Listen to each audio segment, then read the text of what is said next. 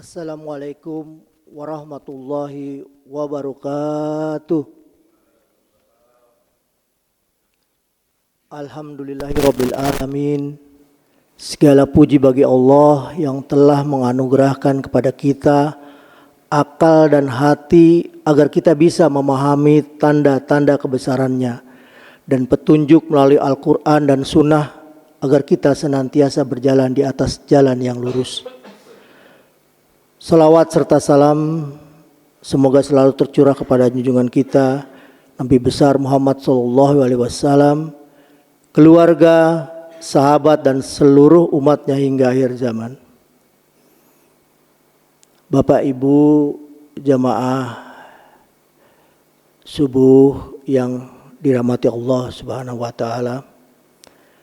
Dalam kesempatan yang berbahagia ini saya mencoba mengambil tema pembahasan mengenai tafakur, ibadah hati dan akal yang kerap kita lupakan. Dalam istilah Islam, merenung atau merenungi sesuatu sering dikaitkan dengan aktivitas tafakur atau tadabur yang merupakan bentuk ibadah hati dan akal. Tafakur secara bahasa berarti merenung atau berpikir mendalam. Tafakur adalah aktivitas hati dan akal untuk merenungi ciptaan Allah, karunia-Nya, ayat-ayat Al-Quran, peringatannya, kejadian dalam hidup dan hikmah-hikmah yang tersembunyi dari setiap peristiwa, yang pada akhirnya kemudian melahirkan keimanan, rasa takut, syukur dan ketaatan kepadanya. Bapak Ibu, tafakur bukan hanya berpikir biasa, tetapi berpikir yang menggugah hati dan memperdalam iman. Allah Subhanahu wa taala banyak menyuruh manusia untuk bertafakur dalam Al-Quran. Di antaranya Quran surat Ali Imran 190, 191 yang banyak Bapak sudah hafal. Yang artinya sesungguhnya dalam penciptaan langit dan bumi dan silih bergantinya malam dan siang terdapat tanda-tanda bagi orang-orang yang berakal, yaitu orang-orang yang mengingat Allah sambil berdiri atau duduk atau dalam keadaan berbaring, dan mereka memikirkan tentang penciptaan langit dan bumi seraya berkata, "Ya Tuhan kami, tidaklah Engkau menciptakan ini dengan sia-sia. Maha suci Engkau, maka peliharalah kami dari siksa api neraka." Ayat ini menunjukkan bahwa orang berakal tidak hanya mengingat Allah, tapi juga merenungi ciptaannya. Dan dari renungan itulah lahir kesadaran tentang kebesaran dan keagungan Allah. Rasulullah SAW bersabda, berpikir atau tafakur sesaat lebih baik daripada qiyamul lail atau salat malam semalam suntuk. Hadis riwayat Baihaqi. Hadis ini menunjukkan betapa besar nilai tafakur dalam Islam, asalkan tafakurnya benar dan membuahkan perubahan. Ini menunjukkan bahwa tafakur adalah ibadah hati dan akal yang sangat bernilai, bahkan bisa lebih utama dari ibadah fisik jika dilakukan dengan niat dan pemahaman yang benar. Bapak Ibu jamaah subuh yang dirahmati Allah, apa saja yang bisa kita renungi atau kita bisa tafakuri? Yang pertama adalah ciptaan Allah di alam semesta, seperti langit, bumi, gunung, laut, binatang dan lain-lain. Semua ini adalah ayat-ayat kauniyah. Yang kedua, kehidupan dan diri kita sendiri. Betapa Allah menciptakan manusia dengan sempurna, memberi rezeki dan menentukan ajalnya. Yang ketiga, kita wajib mentafakuri ayat-ayat Al-Quran. Tafakur atas ayat-ayat Allah adalah bentuk ibadah tertinggi. Berikutnya, kita wajib mentafakuri nikmat dan karunia Allah. merenungi betapa banyak nikmat yang kita terima tanpa kita sadari. Yang terakhir, kematian dan kehidupan akhirat. Merenung tentang kematian akan melembutkan hati dan menjauhkan kita dari maksiat. Kalau ada pertanyaan mengapa tafakur penting, yang pertama adalah untuk meningkatkan keimanan. Saat kita merenungi ciptaan Allah dari sekecil semut hingga sebesar gunung, dari denyut jantung hingga rotasi bumi, kita akan menyadari betapa maha kuasanya Allah. Tafakur juga menghindarkan kita dari kelalaian. Tafakur menjauhkan kita dari hidup yang kosong dan rutinitas tanpa makna. Dengan tafakur kita akan lebih sadar bahwa hidup ini adalah ujian dan ada akhirat yang menanti. Yang terakhir, tafakur untuk memperbaiki amal dan tujuan hidup. Orang yang suka dan gemar bertafakur akan lebih mudah introspeksi diri, menyadari dosa dan memperbaiki amal. Bapak Ibu jamaah yang dirahmati Allah Subhanahu wa taala. Mari kita coba luangkan waktu setiap hari untuk tafakur. Cukup beberapa menit saja, namun dalam. Merenung tentang hidup, tentang tujuan penciptaan, tentang alam, tentang ayat-ayat Allah. Karena tafakur adalah makanan rohani yang dapat menghidupkan hati yang mulai mati. Semoga kita termasuk orang-orang yang senantiasa bertafakur dan mengambil pelajaran dari setiap tanda-tanda kebesaran Allah.